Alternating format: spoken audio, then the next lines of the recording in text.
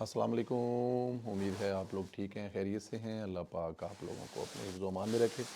बहुत सारी दुआएं हमारी आपके साथ हैं और वो हमेशा आपके साथ रहती हैं। इस तरह हंसते मुस्कुराते रहें। अल्लाह की ज़ात इसी तरह अपनी रहमतें आप लोगों पर बरसाता रहे। चैनल को सब्सक्राइब करने की गुजारिश करते हैं, जो कि आप हमेशा करते हैं। जिन दोस्तों ने अभी तक चैनल सब्सक्राइब नहीं किया, उनसे गुजारिश है कि चैनल को ज़रूर सब्सक्राइब करें, बेल आइकन को प्रेस करें और ज़्यादा से ज़्यादा व्हाट्सएप ग्रुपों में इसका लिंक जो है वो ज़रूर शेयर किया करें, ताकि तमाम दोस्तों तक जो है इसकी आवाज़ जो है वो पहुँचे और जो मैसेज हम देना चाहते हैं ज़्यादा से ज़्यादा दोस्तों तक वो मैसेज पहुँचे। पाकिस्तान सलामत रहे, ता क़यामत रहे, हमेशा रहे। पाकिस्तान ज़िंदाबाद। और ये जो हम लोग कहते हैं ना हमेशा ज़िंदाबाद, इससे कुछ ख़ास लोगों को तकलीफ़ होती है और वो तकलीफ़ देने के लिए पाकिस्तान हमेशा ज़िंदाबाद का नारा ज़रूर लगाया करें। फैज़ हमीद वाली पटारी जो है वो मज़ीद खुलती जा रही है। हर गुज़रते दिन के साथ फैज़ हमीद साहब के बारे में कोई ना कोई चीज़ आपके सामने आ रही होती है। सज़ा के बाद मज़ीद इंकशाफात जो होते जा रहे हैं। कर्नल इनामुर रहीम रहमान साहब, कर्नल इनामुल रहीम मिलिट्री के कानूनी मामलात को समझते हैं। वो बताते हैं कि मैंने कुछ शवाहद देखे हैं।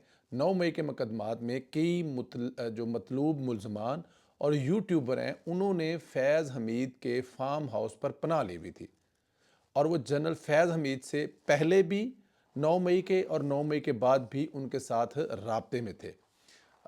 यानी जितने भी भगोड़े यूट्यूबर्स और दीगर रहनुमा थे जिन्होंने 9 मई में किरदार अदा किया था, उन्हें फैज़ हमीद ने पनाह दी थी। अगर पनाह दी तो फिर 9 मई डिज़ाइन भी ज़ाहिर है फैज़ हमीद ने किया था। तो ये जो बहुत सारे लोग कहते हैं कि 9 मई में फैज़ हमीद जो है उस तक ये बात जाएगी, तो इसका मतलब है कि ये बात ठीक है, फैज़ हमीद तक बात जाएगी।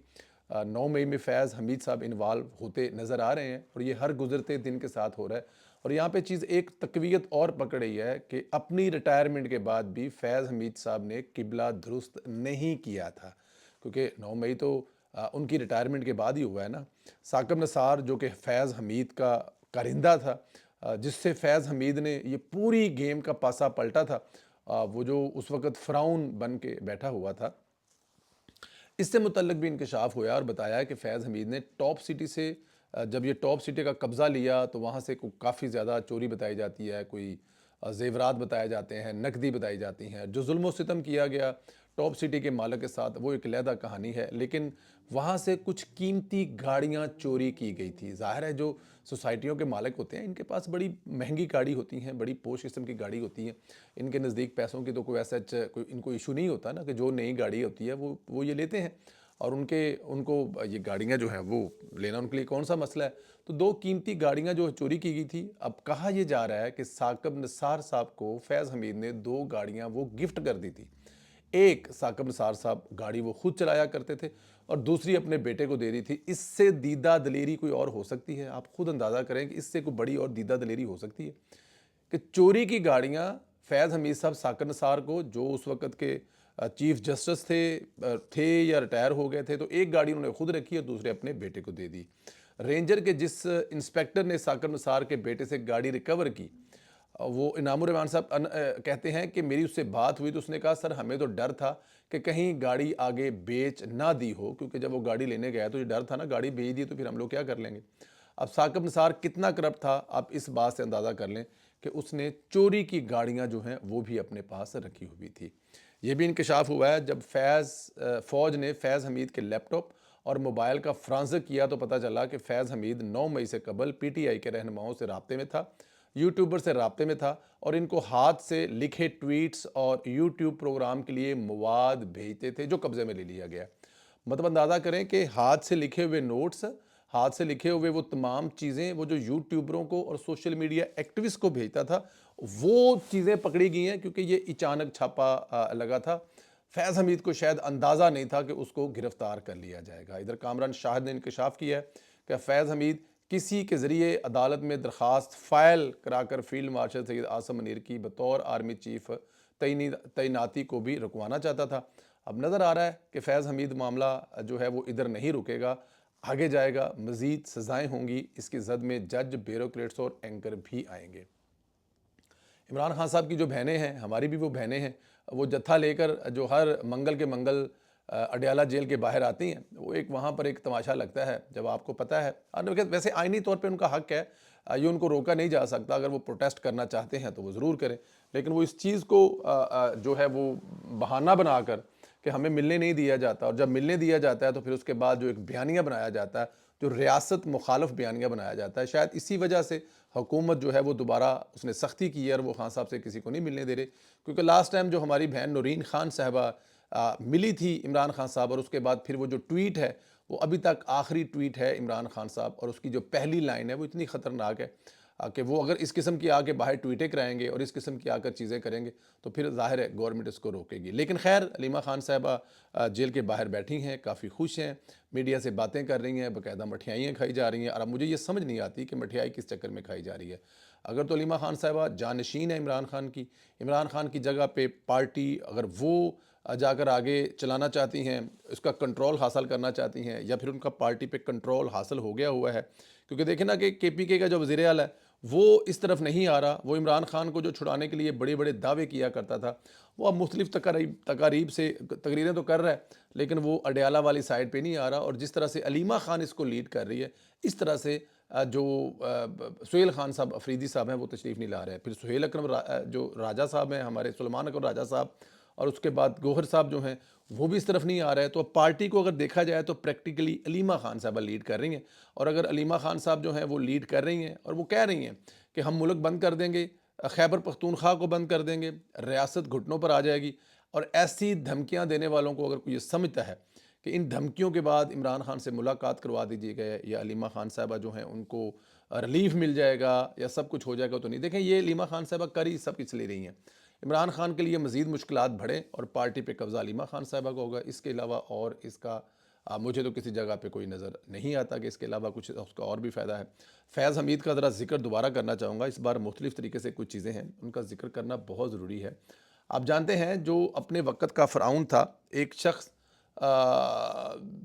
फ़िरऔन बना हुआ था, लेकिन वो एक शख्स से डरता था। इसका मैं उस दौर में ख़ुद गवाह हूँ। मैंने एक जगह पे कैप्टन सफदर की एक तकरीर सुनी थी, लाहौर में अड्डा प्लाट पर एक कन्वेंशन था यूथ विंग का। तो उसमें जो उन्होंने तकरीर की थी ना, उसमें उन्होंने जो जिस तरह से फैज़ हमीद को ललकारा था ना, तो मुझे अंदाज़ा हो गया था कि ये बंदा इतना निडर है कि वक़्त के फ़िरऔन के सामने भी खड़ा हो गया है, और इसके साथ कुछ ना कुछ तो ऐसा फैज़ हमीद करेगा। अब मुझे ये याद नहीं कि उससे पहले ये वाक़या हो चुका था या उसके बाद का वाक़या है जो कराची वाला है। खैर, फैज़ हमीद का ज़िक्र कई करीबी दोस्तों से वो कर चुका है। फैज़ हमीद के कैप्टन सफदर से उसको मसाइल हैं। कैप्टन सफदर ने फैज़ को इसकी माफ़ी नहीं दी।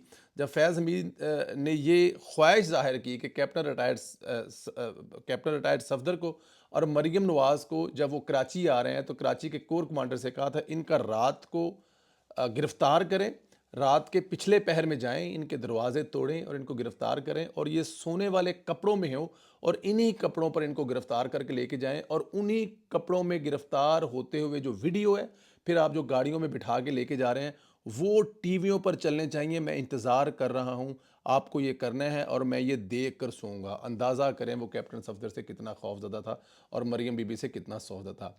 कहा जाता है कि इसकी ख्वाहिश जो है वो हुक्म का दर्जा रखती थी, कोई फैज़ हमीद को इनकार नहीं कर सकता था। कराची के एक होटल का दरवाज़ा तोड़ा गया, वारंट ना दिखाए गए, बल्कि सीधा आके दरवाज़ा तोड़ दिया। और मुझे याद है कैप्टन सफदर कहते हैं कि जब दरवाज़ा नॉक हुआ तो मैंने कहा जी कि मैं अपने कपड़े जो हैं वो पहन लूँ, और कपड़े चेंज करके तो मैं दरवाज़ा खोलता हूँ, चलता तुम्हारे साथ। लेकिन उन्होंने दरवाज़ा तोड़ दिया। तो वो कह रहे हैं कि फ्रूट के साथ एक छुरी रखी हुई थी। मैंने कहा था कि कैप्टन सर कि जो भी इससे आगे बढ़ा, इस दरवाजे से अंदर जो भी हुआ, ये छुरी मेरे हाथ में, ये छुरी उसके पेट में होगी, उसकी गर्दन पे होगी, जो अंदर आएगा कि तुम लोग जिस तरह करके अंदर आ रहे हो। तो कैप्टन सफदर ने खैर अंदर उनको नहीं आने दिया, लेकिन इसमें IG सिंध और वज़ीर सिंध ने कहा कि ये गैर कानूनी है, नहीं करने दिया जाएगा। तो IG सिंध को भी कोर कमांडर साहब उस वक्त उठाकर ले गए थे, और उन्होंने उठा लिया था। उन्होंने कहा अगर ये नहीं मानते तो उठा लें, और फिर उसके बाद वो उठाकर ले गए थे। लेकिन एनी हाउ, कहने का यहाँ पे बताने का मतलब है कि एक तरफ तो फ़िरऔन था जो आपको फैज़ हमीद के रूप में नज़र आ रहा था, और दूसरी तरफ कैप्टन सफदर था और बहादुर मरियम नवाज़ थी, जिन्होंने तमाम मुश्किलात का मुकाबला किया। और आज अल्हम्दुलिल्लाह कैप्टन सफदर मरी वाला जो हरीपुर वाला इलेक्शन जिताकर, और मरियम नवाज़ आवाम की खिदमत करके दोनों ही सुरखरू हैं। लेकिन ये जुल्म करने वाला फ़िरऔन आज 14 साल की सज़ा काट रहा है और मज़ीद सज़ाएँ काटने की तैयारियाँ हो रही हैं। ऑस्ट्रेलिया में जो हमला हुआ है, इन हमलावरों को भारत ने पाकिस्तान के साथ जोड़ दिया था। अब सच खुलकर सामने आ रहा है। वो हमलावर भारतीय निकले हैं, और अब वही भारतीय मीडिया को दुनिया के सामने अपनी सफाइयाँ पेश कर रहे हैं। भारतीय पुलिस का बताना है कि ऑस्ट्रेलिया के जो बीच पे फायरिंग के वाक़े में होने वाला हमलावर साजिद अकरम दरअसल भारतीय रियासत तेलंगाना के शहर हैदराबाद का रहायशी था। ताहम भारत में अपने ख़ानदान के साथ उसके राब्ते जो हैं कोई बहुत ज़्यादा नहीं थे। रियासत तेलंगाना की पुलिस ने अपने बयान में कहा है कि अहल खाना ने वाजिया किया उन्हें ना तो साजिद अकरम के मुबीना शिद्दत पसंद ख्यालात या सरगर्मियों का इलम था और ना ही इनके अवामी मालूमात जिनके बायस इससे कोई इंतहा पसंदी पैदा हो, क्योंकि हम उसके साथ इतने अच्छे राब्ते में नहीं थी, वो हमारे साथ राब्ते में नहीं था। ऑस्ट्रेलियावी पुलिस के मुताबिक दोनों अफराद ने गुज़श्ता माह फ़िलिपाइन का सफ़र किया था, जहाँ वालिद ने भारतीय पासपोर्ट जबकि बेटे ने ऑस्ट्रेलियावी पासपोर्ट पर सफ़र किया था। हकाम का कहना है कि सफ़र के मकसद की तहकीकात जारी हैं। ताहाल ये साबित नहीं हो सका कि इनका किसी दहशतगर्द तंजीम से ताल्लुक़ था या उन्होंने वहाँ पर कुछ तरबियत हासिल की है। तेलंगाना पुलिस की बयान में बताया गया है साजिद अकरम ने 1998 में ऑस्ट्रेलिया मुंतकिल होने के बाद 6 मरतबा भारत के दौरे किए, जो ज़्यादातर ख़ानदानी नोयत के थे और भारत छोड़ने से कबल वो किसी किस्म के उनका जो कोई मुजरमाना रिकॉर्ड बिल्कुल भी नहीं है कि इसके इसके कोई रिकॉर्ड या कोई ऐसी भी चीज़ थी। तो ये जो भारत कल तक पाकिस्तान को इसमें मोल्दे इल्ज़ाम ठहरा रहा था और ये समझ रहा था कि ये साजिद अकरम साहब और जो नवीद अकरम साहब हैं, पाकिस्तानी नाम है, तो ये पाकिस्तानी हैं, तो ये पाकिस्तानी नहीं है, बल्कि इस वक्त जो दहशतगर्दी दुनिया में हो रही है या तो वो भारतीय कर रहे हैं या अफ़गानी कर रहे हैं। पाकिस्तान का किसी दहशतगर्दी से कोई तल्लुक़ नहीं है। मरीम नवाज़ साहिबा के हवाले से तो छोटी छोटी खबरें हैं, मैंने कहा ज़रा ऐड कर दूं। पंजाब में गंदम की पैदावार का टारगेट 16.5 मिलियन एकड़ का था और अल्लाह के फजल से 102% हासिल किया जा चुका है। मतलब जो 100% टारगेट रखा था मरीम नवाज़ साहिबा ने गंदम की फसल का, उससे 2% ज़्यादा हुआ है। 16.2 मिलियन एकड़ था, लेकिन इससे 2% ज़्यादा हुआ है। पिछले साल के मुकाबले में 4% ज़्यादा फसल हासिल हुई है। सिंध और केपी के अभी भी 90% के करीब हैं, जबकि पंजाब मुसलसल जो है वो प्रेशर के साथ पहले नंबर पर है और हमेशा की तरह पहले नंबर पर है। तो यहाँ पे मैं ज़रा वो जो समझते थे या जो कुछ लोग किसानों के बड़े हक में और मरीम नवाज़ को समझते थे कि वो किसानों के साथ कुछ बहुत बुरा कर रही हैं, उनके लिए ये एक पैगाम है, मैसेज है कि मरीम नवाज़ अपने सूबे के किसी शोबे में भी कोई ऐसा चीज़ नहीं है जिसको ना देख रही हूँ। देखिए, किसानों के हवाले से आप देखें, ये जो किसान कार्ड है उससे आप 2.5-3 लाख 4 लाख रुपए, जो छोटा ज़िम्मेदार है वो अपना कर्जा लेता है, वो आड़तियों के पास जाकर नहीं फंसता। एक दूसरा, मशीनें आपको नहीं मिल रही हैं, ट्रैक्टर आपको मिल रहे हैं, बीज आपको फर्स्ट क्लास मिल रहा है। ये तमाम चीज़ें मिलने के बाद आपकी गंदम की जो फसल अच्छी हुई है और फिर आप आगे जाकर देखें कि उसके अलावा आप एकड़ अभी हुई नहीं, ये काश्त हुई है। तो काश्त होने का मतलब है कि आपकी ये जो है वो फिर आगे जाके गंदम होने भी वाली है। 3600 रुपीज़ जो पर मन जो है उसका रेट भी है। तो इसी लिहाज से अगर देखा जाए तो आपको पता है 44,000 से 6,000 तक जो है वो आपकी चावल की फसल गई है। तो किसान माशाल्लाह इस दफ़ा खुशहाल है, दुआएं दे रहा है।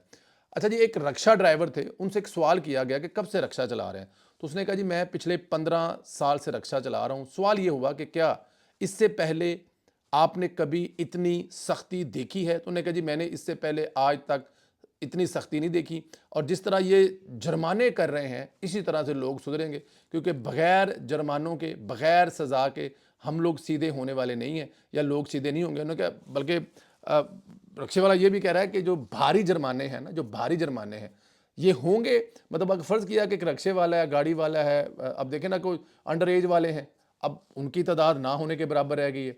बगैर ड्राइविंग लाइसेंस के ये रिकॉर्ड है, एक हफ्ते में पता नहीं मतलब लाखों की तादाद में ड्राइविंग लाइसेंस अप्लाई हुए हैं।